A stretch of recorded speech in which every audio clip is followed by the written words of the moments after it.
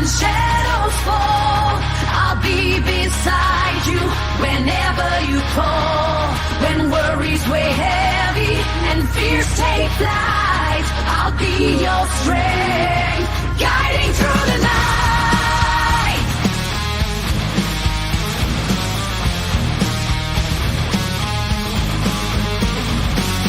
And when the days are dark and heavy on your heart, I'll be the voice to guide you through the dim. Strong walls may crumble, but within you've got the spark. Just turn the key, let light dissolve the grim. Did you think you were alone in your feelings? Strike a match, let your inner strength be seen. Welcome to all things serious. In the depths of your despair, where demons roam, I'll be the hand to hold. You're never alone. When storms rage fierce and winds blow strong, I'll be the shelter in your soul where you belong.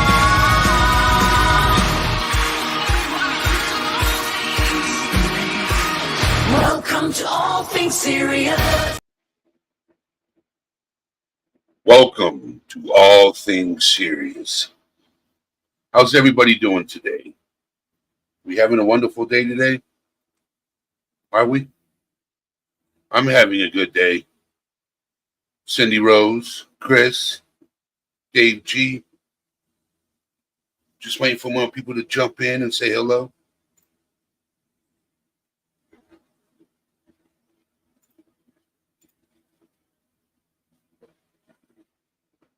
I got an interesting live today. I'm waiting for Roe to come in. I'm waiting for Nightwolf to come in. Because they're going to come up on panel. My goal tonight is to discuss parents with disabled children and what it's like to raise a disabled child and how it is for them as a parent and the struggles they go through.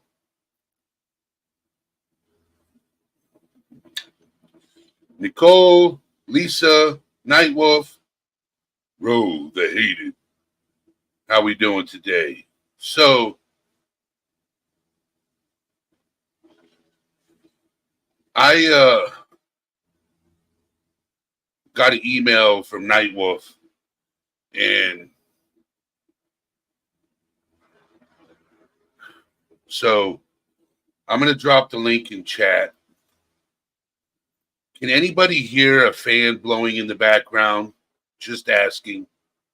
Can anybody hear a fan blowing in the background? Is it picking up on my microphone?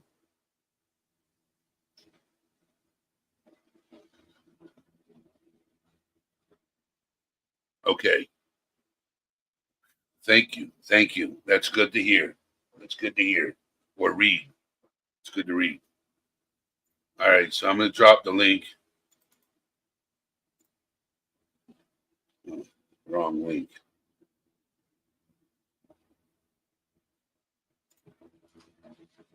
Copy. Paste. Man, this the setup I have is actually pretty good. Because earlier it was picking it up and I turned the gain down a little bit and it no longer picked it up.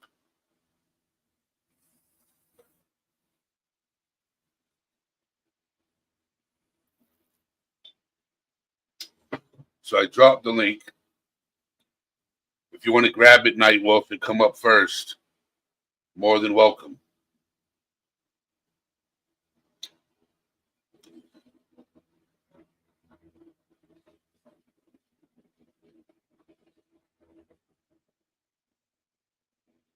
So today has been a, well, for me, welcome in, Connie. How are you doing, Low 12?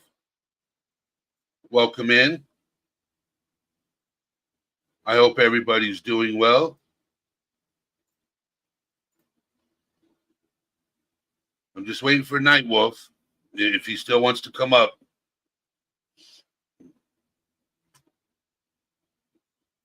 So, because being a parent of a child that is disabled can be tough. Can be tough on the parent, I believe. I don't know what it's like. I've never lived through that situation. So,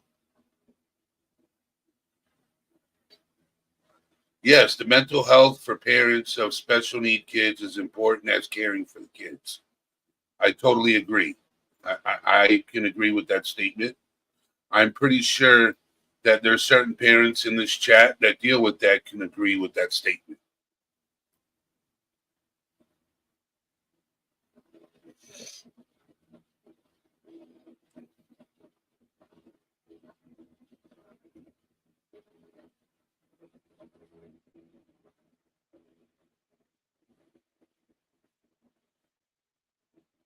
How's the recovery coming, Connie? Wrist surgery, physical therapy is very important. So how's the recovery process?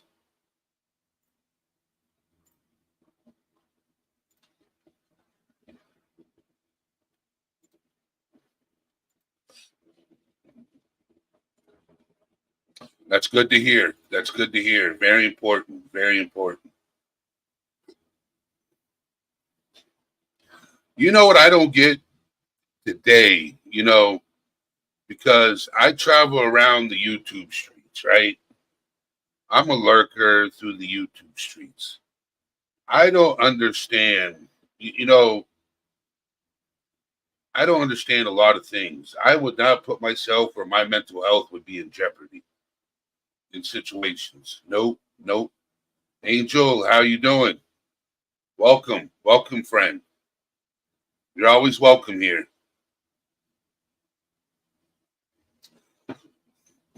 So,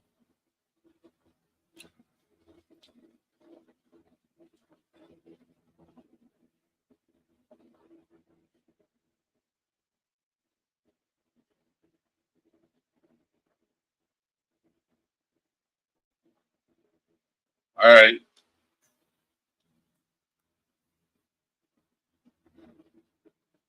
I got Nightwolf coming up. How you doing, I Night? thought I was having a problem.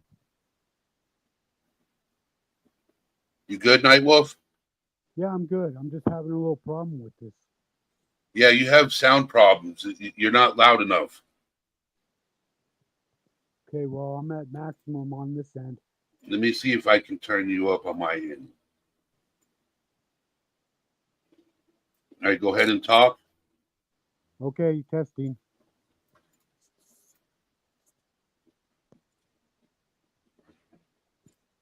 Can anybody hear Better? Nightwolf now? They say it sounds like your mic is covered. Nope, nothing's covering it. Oh boy. Maybe I can work on this on a different date. Yeah, because everybody in chat is saying it sounds like your mic is covered. Okay, I'll drop down, let Ro come up. Sorry about that. I did try. Okay. All right. Okay. All right, Ro, come up. Come up to the link. Click on the link and come up, Ro. Your microphone, your mic on your speaker must have something in it, like debris or something.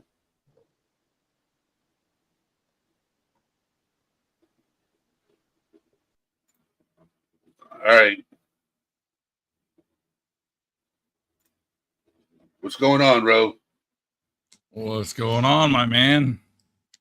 So, we're talking about parents that have children with special needs.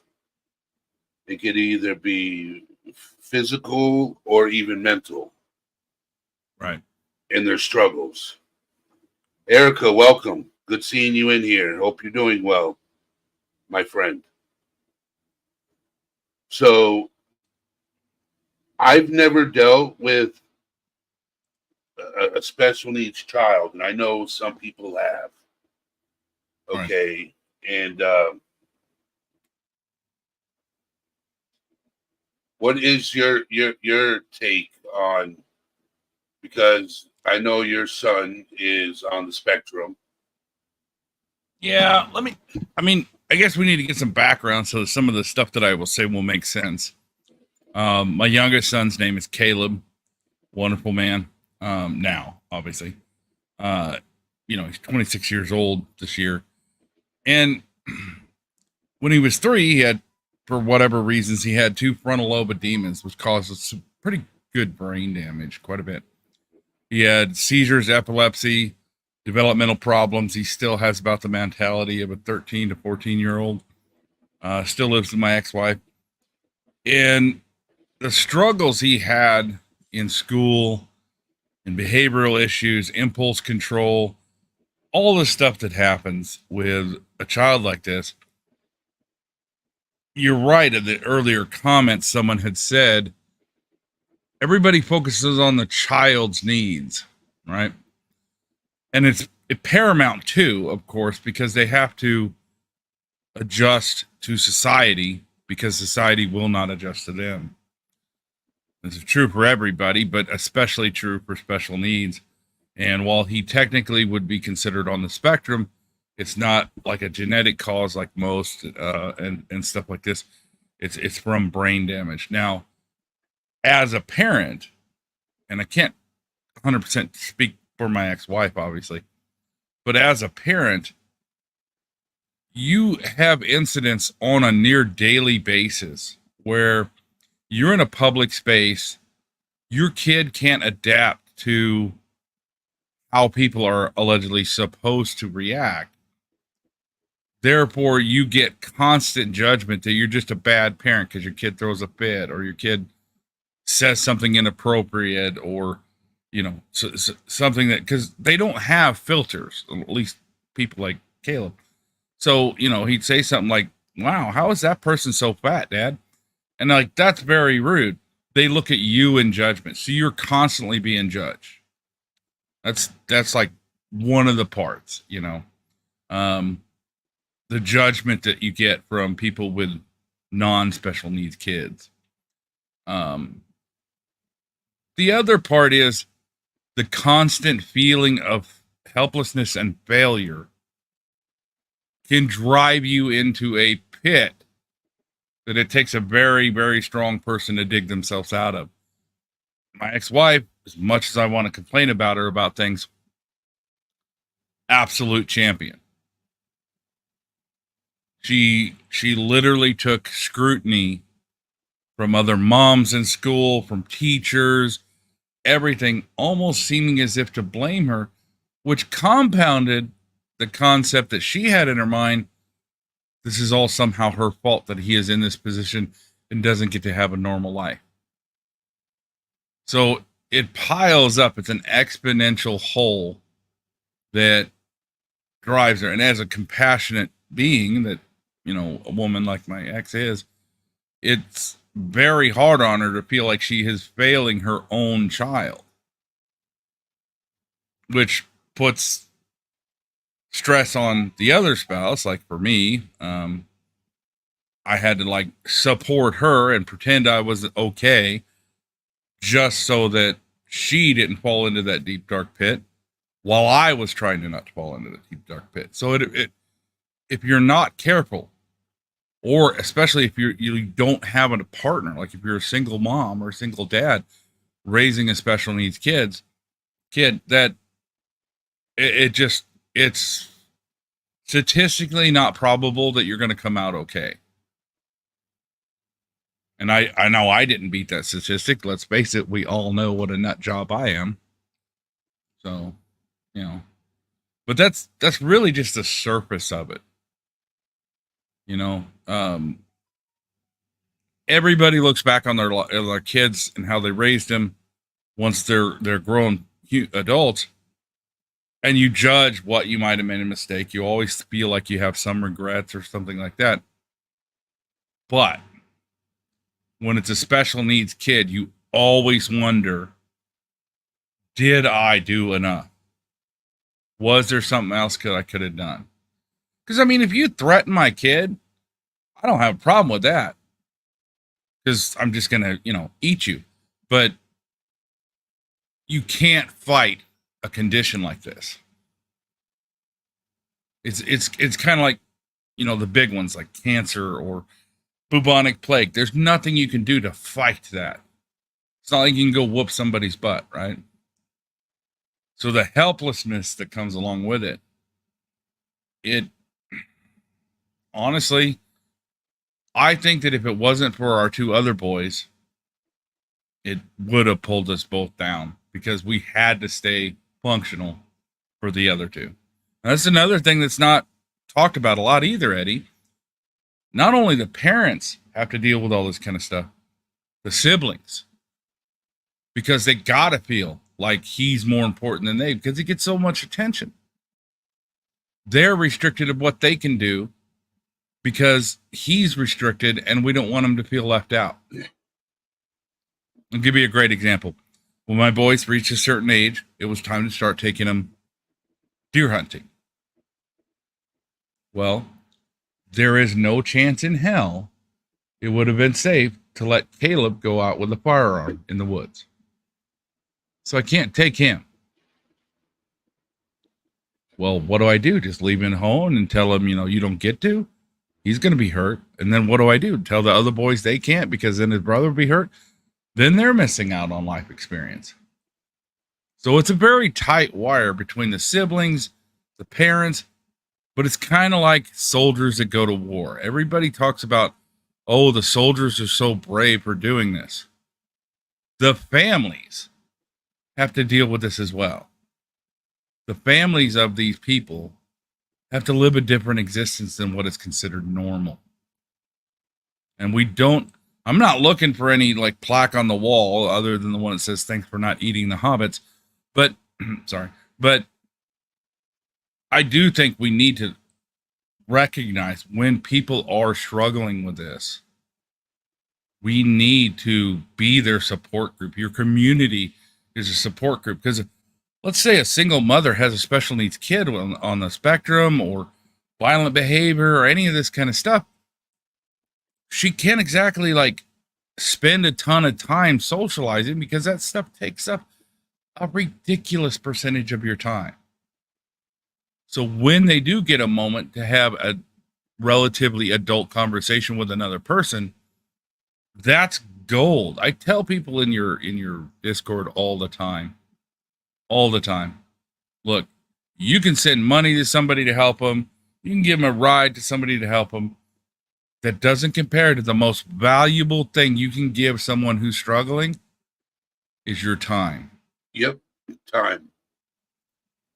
Which that's about the only asset I have these days. So yeah, I have long conversations into the daylight with people. But it's because of these experiences that I can understand on some degree when someone says, I'm drowning. I see no way out. There is no light at the end of the tunnel. You just white knuckle it and hang on by your fingernails until something changes. I mean, you're just basically putting out one brush fire after another. You don't have time to build the city because all you can do is keep the forest from burning down. That's another metaphor. I'm sorry, speaking metaphors, but I don't know. That's kind of my take on it and my experience with it. The ex-wife, you know how introverted she is. She had a few things to say about it, and she probably would understand more in depth because, as you know, the careers I picked kept me away from the home quite a bit. Whether it was 6 months at a time in the military or truck driving, whatever it was. So she had daily dealings with this and the judgment of other mothers. For one, she was a stay-at-home mom. So they judged her for that because she didn't have a career. And that's, whatever. That gets into a whole other discussion. But then she also has this kid that can't play football like it's popular in that school. He can't go door to door selling $3 candy bars for the school He can't do these things.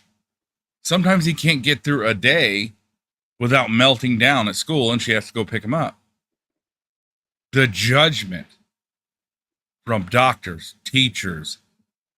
I tell you, if she didn't keep a good leash on me, I would have had words that were nonverbal discussions with a lot of the people for the way they treated her. She was, Bunch. She was shamed like she did something wrong to make him not act appropriately. And you don't think that in my prime, I just wanted to eat those people? This is a woman who is not only raising 3 teenage boys, 2 of them are Neanderthal spawn. The oldest was over 6'4" before he was out of high school. And she's tiny. And she's dealing with regular testosterone fueled puberty. And now she's got to deal with this too. The fact that she didn't just, freak out like some people do is a testament to her strength. And sadly, I don't feel like I gave her as much as I could have. As far as support, I probably should have done more, should have took something at home. But money's money when you have that many kids. And I don't know, I am not default compassionate about a lot of subjects. So I wasn't very good at doing anything other than predicting his behavior. She really was the rock when it came to him. And on occasion, she would point somebody out to me and I'd stare at them and they'd quit judging her because they realized that was her warning shot about across the bow. But it really was just from every direction. Even her own family, her own mother judged her because for a while he was having what they call, it's a seizure where you just freeze up. I can't remember what that's called now because he was single digit age. He would have this seizure, he would lock, and he'd just fall down to the floor straight like a board. So he had to wear a helmet, like one of those foam helmets you use when you're riding a bike. Because at any given time, anything startled him, he could fall over. Her mother wouldn't take him anywhere the whole time he was wearing that because it was embarrassing to have a grandchild that had to wear a helmet. These are the kind of things that people with special needs kids can't talk about because everybody will judge them yet again that they're being selfish and worrying about their own. Yes, absent seizures. Thank you, Nicole, very much. But yeah, people will say, "Oh, you're complaining about your life? What a selfish parent." But if Eddie can attest to anything, it's that in order to help people, you have to be in a position of strength. Yep. Whether it's mental strength, financial strength, whatever. Am I right, Eddie? Oh, yes. Yes. Yeah. Thank you for coming up and sharing that. Yeah, if you're struggling heavily with something in life, you don't have the mental fortitude. Most people don't have the mental fortitude. You got to think of it like a bucket with holes in it. The holes are you helping people. You can only fill your bucket up so fast and only let so much so fast out, or else the bucket will be empty. You are spending all your leakage on keeping your kid alive because he might just get the impulse to, stick his head in the fire, just because he wanted to see what it looked like or something, no maliciousness. So you're just trying to keep the kid alive and keep people from judging him and all this kind of stuff. You don't have the excess to help other people at that time. And then the minute you ask for help, people are like, "You're a piece of crap," because you should be focused on your kids' needs. Yep. So I don't know if that helps and if anybody has any questions, but it is a bigger thing. I mean, I know I talk about male mental health all the time because there's a stigma and all that kind of stuff, but when you started mentioning this, it really rang true. There is almost a stigma against parents asking for help that have special needs kids, unless it's help for their kids. It's sometimes the parent that's taking care of a child with special needs do put all their time to the child, and they don't even give 5 minutes for themselves to regroup their mind and stuff like that. You know, and I don't think it's selfish, is that society as a whole looks at it as selfish, which it shouldn't be, you know, because for that parent to keep moving forward and not cracking, they need that break. So, well, they just need a conversation with another adult, because the trap that even people with average kids have is they spend 20 to 30 years, their whole identity is being a mother or a father or a spouse. And then the whole empty nest thing happens when they move out. And you're like, well, what is my identity? I'm a great example of that. Once I was physically unable to do the stuff I used to do, I have no hobbies. I never had time for hobbies. You know, I didn't do macrame or paint or any of that kind of stuff. Not that I'm good at creating anything, because it's a destructive force. But yeah, I'm a blunted. They call me the sledgehammer. So none of my ex-girlfriends stuff. But anyway, no, the thing is if you didn't learn anything because you were focused on everybody else's needs, you're focused on your wife's needs, your kids' needs. You know, anything that you have as pleasure is the first thing to get sold when money's tight. All that kind of stuff, you know. And then when it's all gone, you're like, well, now what do I do? Nobody needs something. Now, take that and add in the fact that my ex-wife will never be alone again, because Caleb can never get to a point where he's independent. So thank you very much, got Erica. that empty nest. Yeah. She never got that empty nest or anything like that, because Caleb still lives with her. And the only thing that keeps her mentally strong is she started and I heavily encouraged her to start painting and doing crafting again and all that kind of stuff. And you've seen her paintings. They used to be up on my wall behind me. They're brilliant, and it's brought her back to being an independent person, but she still has that mother role to this day. And almost 26 years old. Yep. Nobody wants to give her the nod of, wow. Because, I mean, how many people do you know that failed because they don't have a support system? People judge them, and their child has to go to a care facility because they can't reach out to anybody without the judgment. Yep. Am I losing everybody because I'm going on and on? No, everybody agrees with what you're saying, and they appreciate. Erica said, you know, I love Eddie in this chat.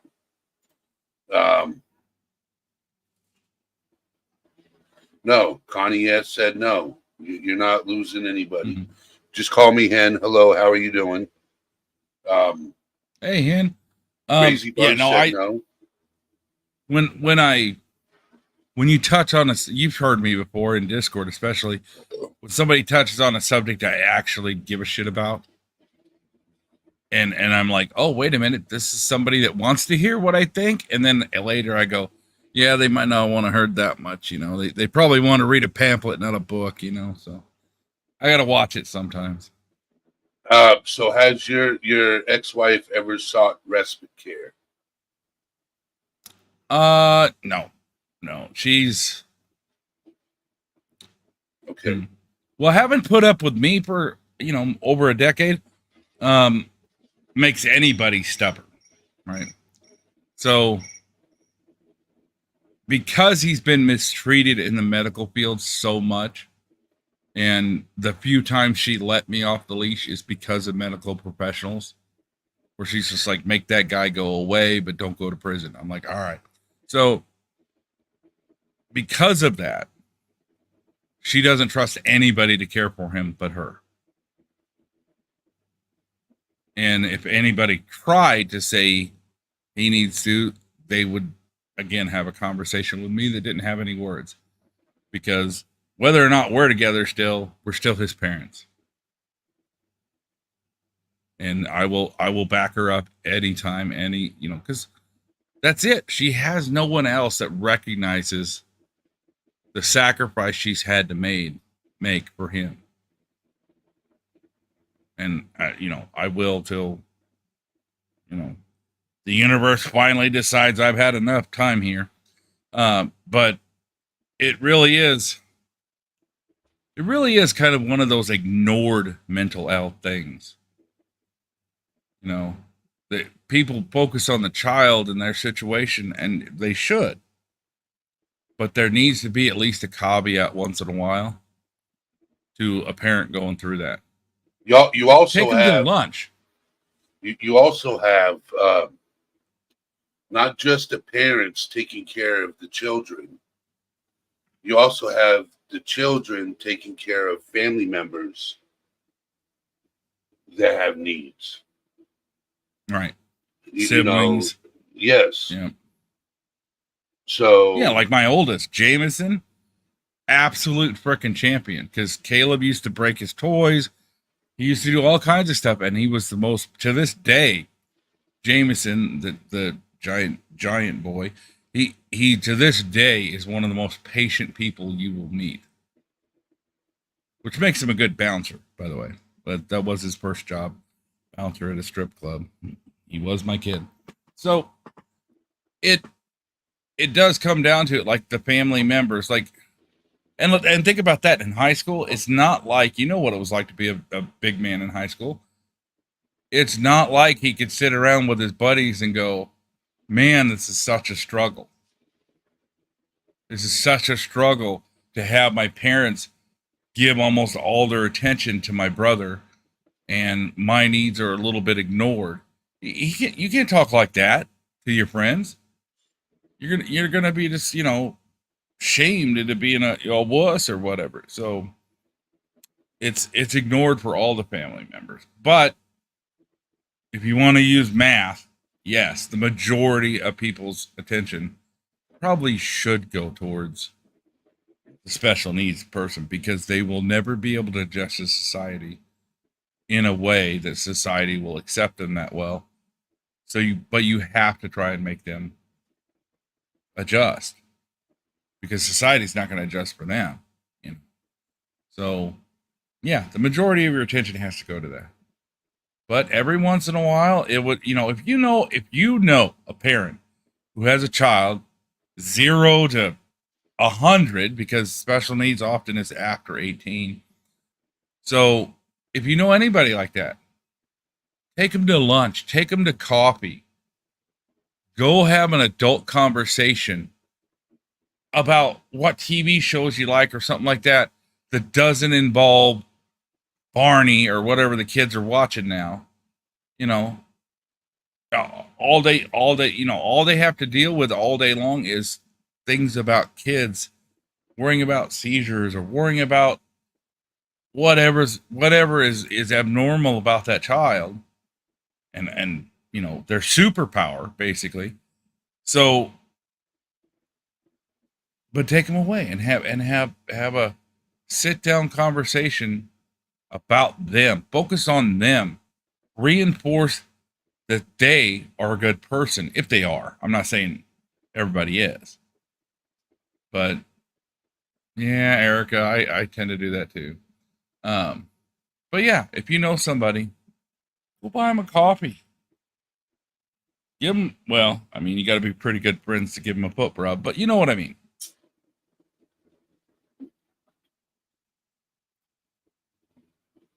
Ro, you're an amazing person to talk to.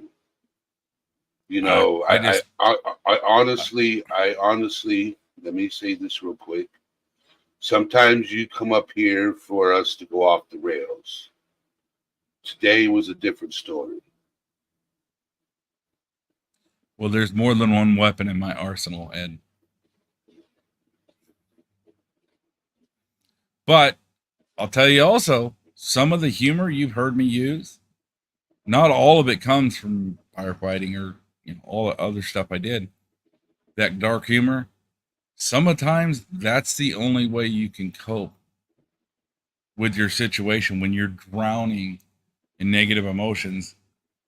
You just have to use gallows humor because there is no support. I mean, I'm sure there is somewhere, but there's no support in general with your circle of people usually, because if you start asking for help, you get judged because you should be asking for help for the child instead. And it's one of those things where you just white knuckle it until it's over.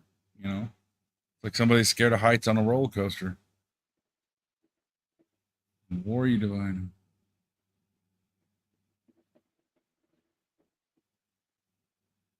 Yes, the whole it takes a village to raise a child. That adage is relatively true, I feel. In order to raise a decent human being, you have to have a good community around that human. But it's imperative to keep the parents and siblings healthy mentally through something like that. You're correct, Hen. There should be no shame in asking for help. No.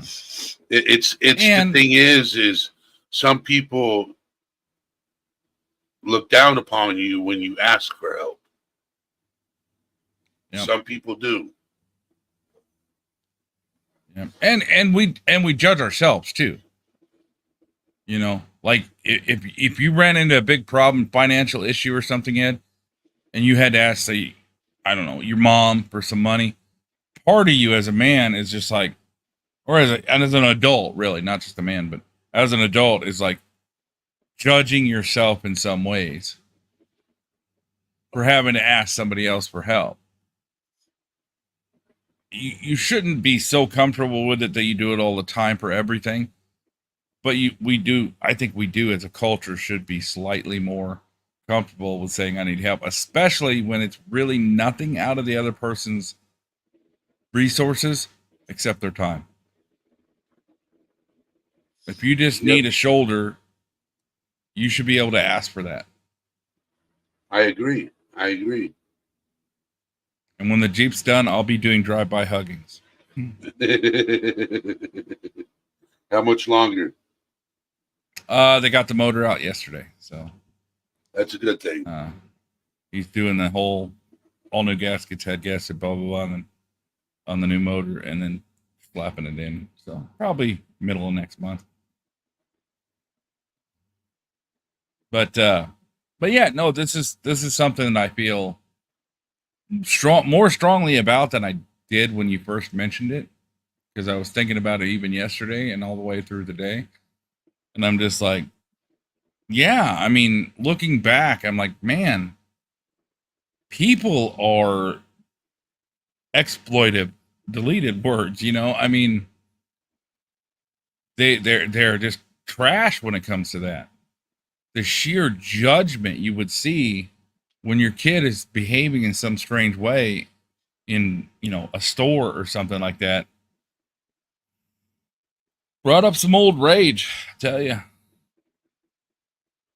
It's a good thing it's hot outside, or I'd have been outside when I was mad and might have choked out somebody doing something stupid. Queen of Hearts said drive-by hugging sound really great. Well, on that topic, I was talking to somebody last night in Discord one-on-one, and I had mentioned that, and she also said that would be amazing. On that topic, though, the thing is, people say, oh, I live too far away. I live in Indiana, or I live in Washington State, or whatever. And I'm like, you do realize that after the Army, I have federally logged evidence of 1.5 million miles of safe operation in a vehicle. So I used to spend on paper 11 hours. I'm not saying that it didn't often, if not all times, be more like 14, but on paper, I was 11 hours a day driving. 10 might be hard because I don't think they bridged to the UK yet. And you can't fly with a weapon. So, you know, I can't go anywhere like that. But ever been to the States, I'll drive by wherever you are. So, I mean, it's no big deal for me to go to New York and a few days later be in LA. It doesn't matter to me. I do like driving. I like traveling. Where do I live, Erica? Okay, so if you were to make a cardboard cutout of the contiguous 48 states of America and balance it on a pencil, I would be just a little bit east of that point. It's called Lake of the Ozarks, Missouri. And there's many towns around the lake, but it's a tourist party town, basically. Hey, Nana. Nana's Dragonfly. Yeah. Queen of Hearts, Charnel. How are you doing? Who else came in also? And who did I not say hi to? Crazy Bunch. Hello. Out of the Shadows with Ginger. Hello. And Erica, it's as a resident of the Lake of the Ozarks, and here off and on throughout my adult life, it's a great place to visit, but you wouldn't want to live here. And we have a slogan: come to the lake on vacation, leave on probation, because a lot of people do some crazy stuff while they're here.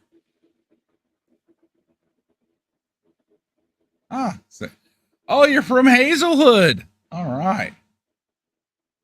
Yeah. I used to drive the company that I was leased to when I was a semi driver after the Army was in Earth City, which is a great place in St. Louis, by the way. I don't think anyone actually lives there. It's all factories and businesses and churches. So it's awesome. Whenever there's like a snowstorm, you can go do, you know, donuts and drifties in your cab of your semi because there's nobody in that town. I know people are probably like, you used to go do donuts in your semi? Yeah, it's fun. But it's safe when nobody else is around. Just saying. How old am I? Well, that depends. Are we talking about chronological age? Or are we talking about the city miles that I have put on this chassis? Chronologically, I'll be 50 this year. Welcome in, mileage Matt. wise, I'm about double that.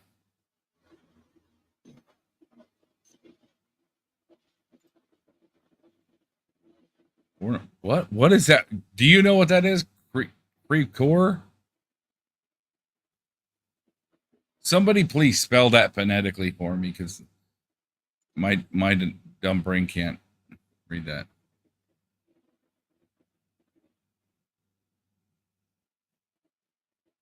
Yeah, I might be a year older than you chronologically, but I put way too many miles on this chassis. I'm like that beater that somebody bought and just drove the wheels off of. It's in St. Louis. Yeah. Oh, that was a town. Okay. Yeah. Worked for a couple years at Earth City, Jimmy John's. We were only open for lunch during the weekdays. Yep. Well, when I was at the yard getting a load or dropping one off, oftentimes if I was hungry, I'd just call up Jimmy John's and be like, get over here. And they'd bring me a sandwich. I was like, yeah. They're fast too. Like I couldn't make a sandwich that fast and bring it to somebody. You know what they were doing. But yeah, there's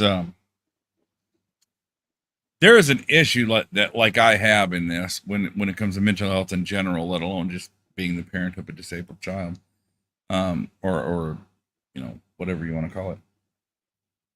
There's an issue with me about cities. I think if you're struggling with mental health, and in any way that you don't see a path out of, you probably should move away from a city. Because there is just so much negativity in most cities and so much judgment and people that don't care about you because they see 10,000 people a month. They don't care about any individual one. You get out into the rural areas, and once you get to know everybody, everybody knows you. They see you at the store and they're like, "Oh, hey, how you doing?" I mean, it's so much more interactive. like, yeah, it's like a community instead of just, a pen that everybody is in fighting for resources. Yep. And companionship, and I'm not talking about, stuff I would do with the hobbits. I'm talking about like just actual companionship with other humans. That's a resource too. Friendships. Yeah, well, I mean, acquaintances, friendships, any kind of relationship that's not on a business level with another human being. Yes. Oh, South Carolina. Love retirement. I was forced into retirement. You can take my retirement plan if you want. I didn't know I was on it, but here's how it works. You get out of the military, you're in relatively, military grade shape and strength and health. And then you spend 10 years drinking an average of 6 liters of Dr. Pepper a day and putting down about 10,000 calories of fast food a day. And after that 10 years, stuff will happen in your body that'll eventually cause 3 small explosions in your brain, and half your body will quit. And guess what? You don't have to work anymore, and you get money. So it is a retirement plan. I don't recommend it. So yeah, that's get a 401k. That's all I'm saying. All right, Lisa. Thank you to one of my favorite mods, Lisa. You have a good evening also. So are there any other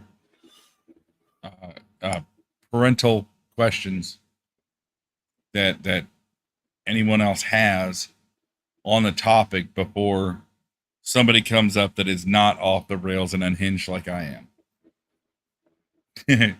Because while I'm on the topic, I might be able to answer it. However, like I said, I can't answer for my ex-wife.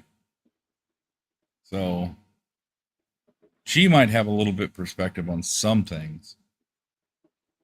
But yeah, the major one was lack of support and community judgment instead of community support. I mean, it gets more complicated, but you don't want to have a 12-hour live, do you, Andy? April Tobin. So, I haven't talked to April in quite a while. I think it's time for April to come up and say hi, because I haven't seen her in so long. What is it the girls did to me when I first got here? What are you afraid of? I dare you. That's what they did to me. Little did they know what Pandora's box they were opening.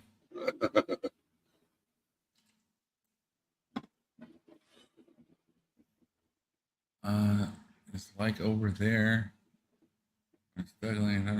Okay, so Hen makes a good point. There are social services here. They call them family services, but there are programs for people like that. Like us, and everything. But again, one, you have a stubborn, glorious, woman that is like, I don't trust anybody to help me. And I don't know what it's like over there, but even in the rural areas here, the vast majority of those people, that wasn't their first choice for a job to be those supportive people. So it they're not there. I don't think they're there to actually help people. They're there to assess you a little bit mentally and just tell you what drugs you need to take. It's what I got a lot of times when she tried to reach out and check a few things or whatever. And we don't need to be medicated to take care of our son. Because you need every wit about you, because he could just decide to do something crazy in a heartbeat with no impulse control. Yep. And you might have to do triple speed limit to get to the hospital because his lips are turning blue after a seizure. So, you know, can't ever have a toasty drink at night, can't ever medicate with Valium or Quaaludes or what other kids are doing now, you know, like smoking the wacky tobacco or any of that stuff. Because you have to, at a moment's notice, be ready to give CPR. You know, might have abused my personal lights and sirens once or twice. You know, just keep oxygen in the house. You know, all these things that you have to do to be prepared for a child that could seize up, make a bad decision, wonder what bleach tastes like. That was a moment.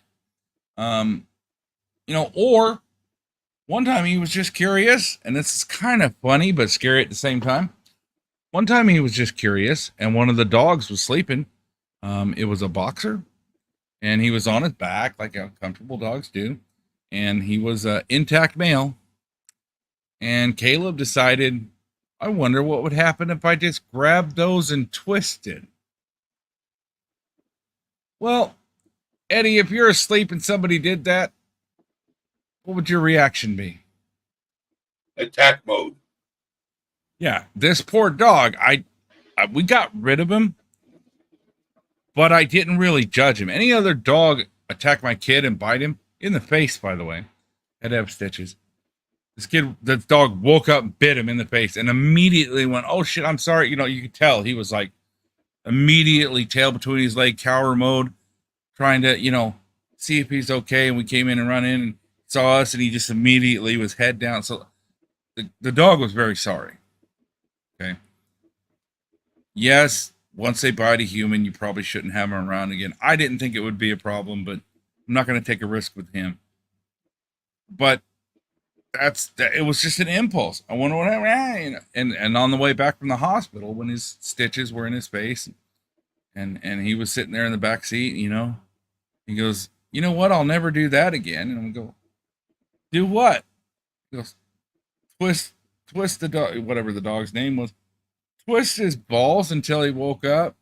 And I mean, I almost wrecked the car trying not to laugh, because that's just how he learns. It was like, oh, well, I got my face almost ripped off. Maybe I shouldn't do that ever again. So, yeah. That's what life's like when Ori tried the treadmill one time. And when he turned it on, somebody had left it on high, and he just went and then fell, and his face was rubbing up against the belt, put a big burn on his face. You know, that's what it's like when you have a child with no impulse control. That'll drive somebody to drink, but you couldn't drink, right? So, like I said, it's a character building experience, if anything. I don't know. Let's put it this way. I don't know what was more damaging to my, I don't want to use the word soul, but my being, right? I don't know what was more damaging. Losing people firefighting, losing people, or just anything I did in the military, or, you know, any negative experience, and you've heard a few of them in Discord because it can't be spoken of on YouTube. Any of those instances don't even really compare to the stress of not knowing if you're going to be able to take care of your own kid. Especially when it coded twice during the first incident when his brain went. So, yeah. Uh-oh. Sick didn't need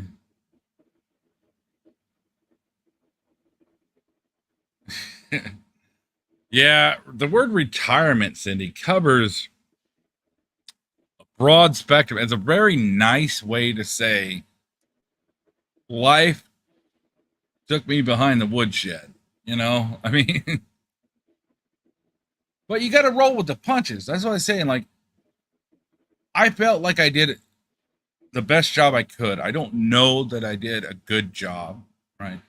But I did what I thought was the best. I could have made better decisions. But you just got to roll with the punches, and you can't change past decisions. So you just go with it and do the next step. But eventually the steps stop and you go, now what? And that's, again, where community comes in.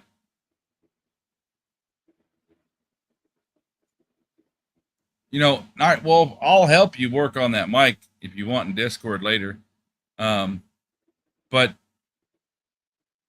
it would be nice to hear another person's perspective that A, isn't such a smart ass, and B, might have had a little, like, I know I was lucky that I wasn't a single parent raising a disabled child.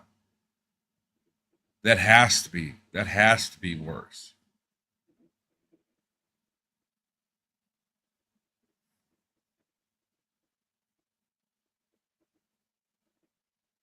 Well, Georgia, that's true.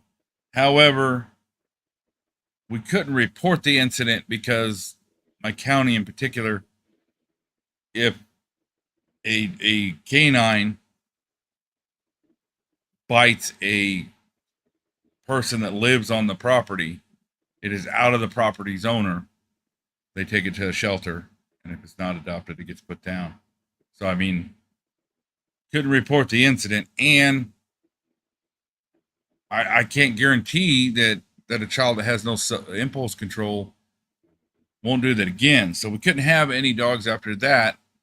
Yeah, most dogs did. I did not blame the dog. Baxter was his name, by the way.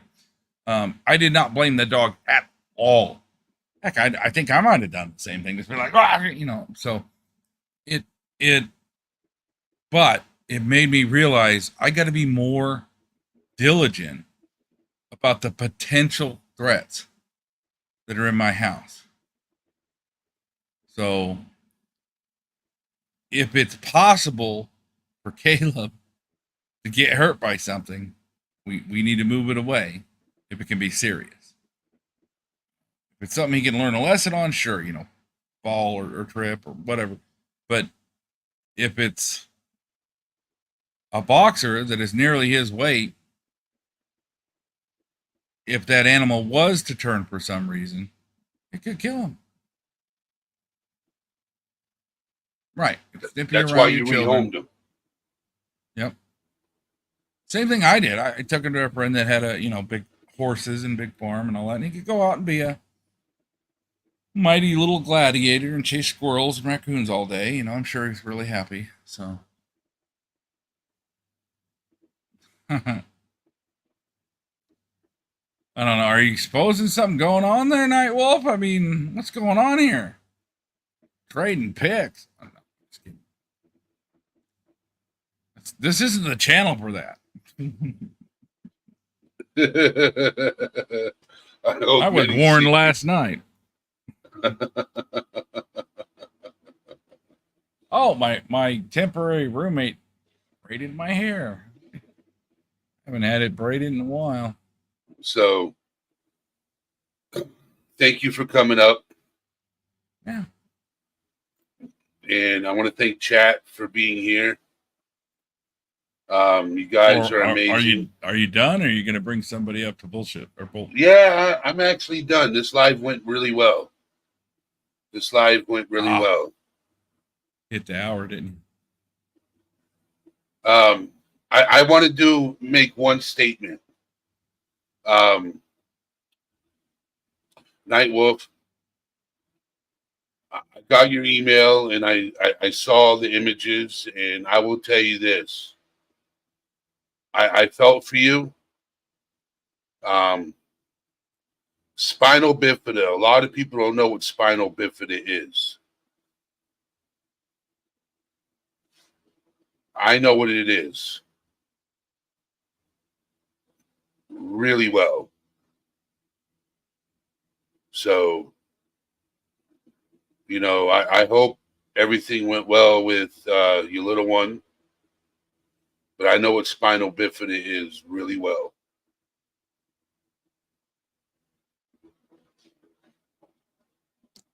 you? Yeah, that'd be a tough one.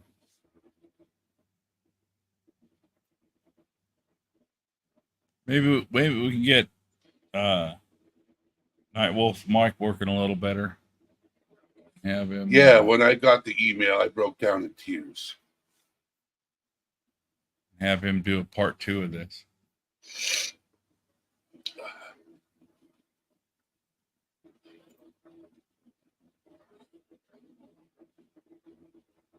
Yeah, it's Spinal bifida is the reason why my daughter isn't alive.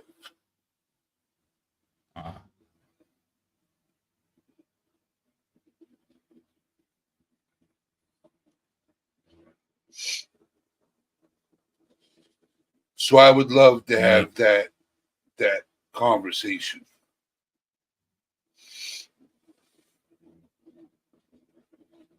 yeah, that's something that I fortunately never had to deal with. Came close a couple times, but Oh, it's I brutal. can talk about how. I can talk about how I can take anything and everything people have thrown at me, whether it's bullets or rocks or whatever. I don't know. I don't know if I could. I cannot imagine a world where I do that. Where I come through that. Okay. I would lose my will to fight. Yep. Night Wolf, I mean, I really, really understand what you went through, Night Wolf.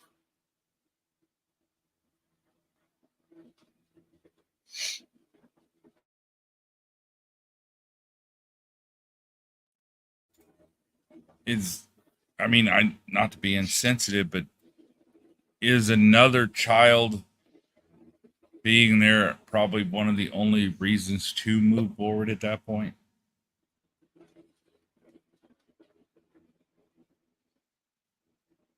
Yeah, you know, I will tell you this. Um, when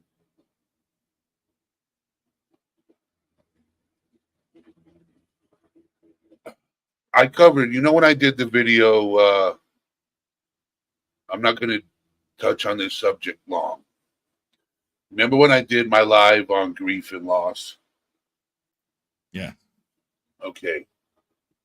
I'm just going to say one thing.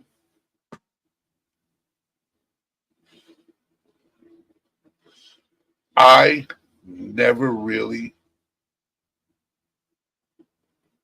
got to grieve.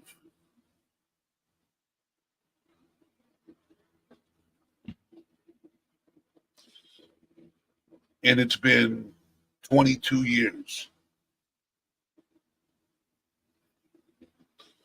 22 years.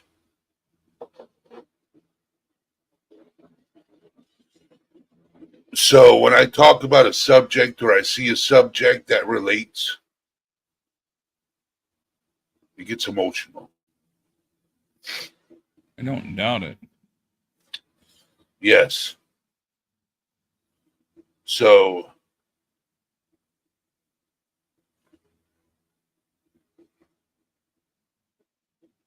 Not everybody how do I say this without sounding like an asshole?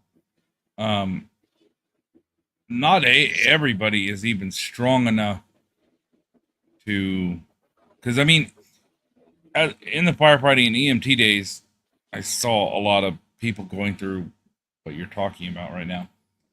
And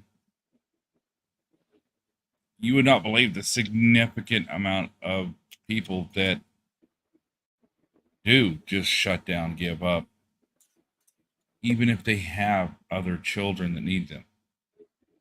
They just shut down. They're not available. Or, of course, the ultimate shutdown. Seen that? Seen where they just drink themselves into oblivion. And so the fact that you're strong enough to be making people aware and helping people, pretty amazing, to be honest. Like, I don't give kudos to a lot of people other than the fact that you're, a small giant. The kudos I give out to people are slim, but this one is one of the ones where, and it's going to be a rare statement that I say this, I think you have come through this as you have because you're a stronger person than I am when it comes to this. I'm not sure I could handle that. I don't.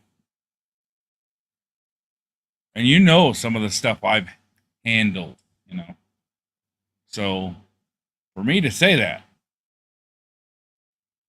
I don't know that I can do anything but just hide in my cave, if that. So yeah. Bow down to that, to be honest. Because Yep. no. Even after 22 years, they say time heals all wounds. Yeah, there are some that time has no freaking effect on.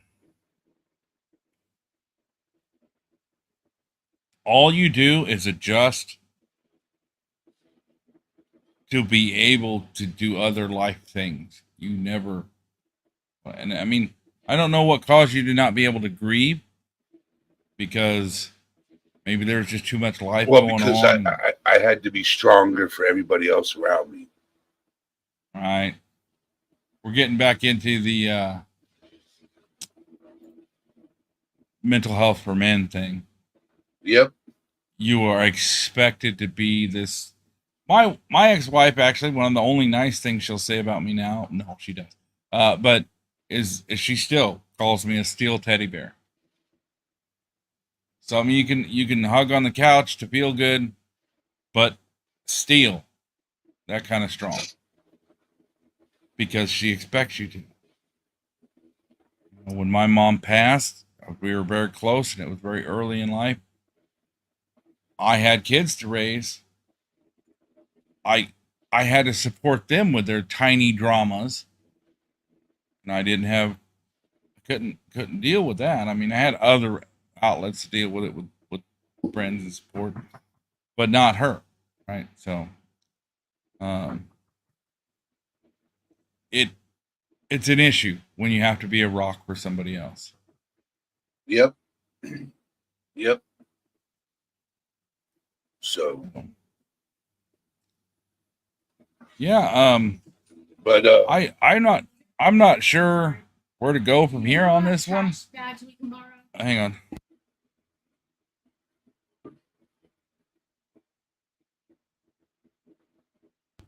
Sorry, got interrupted. I'm not sure where you got to go. I can't add much to this without, making it worse. Yep. So I want to thank everybody for being here.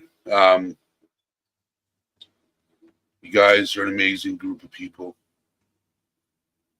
Chad's amazing. Ro, thank you for sharing your life knowledge. That's all I got left, brother, and it's yours when you need it. So,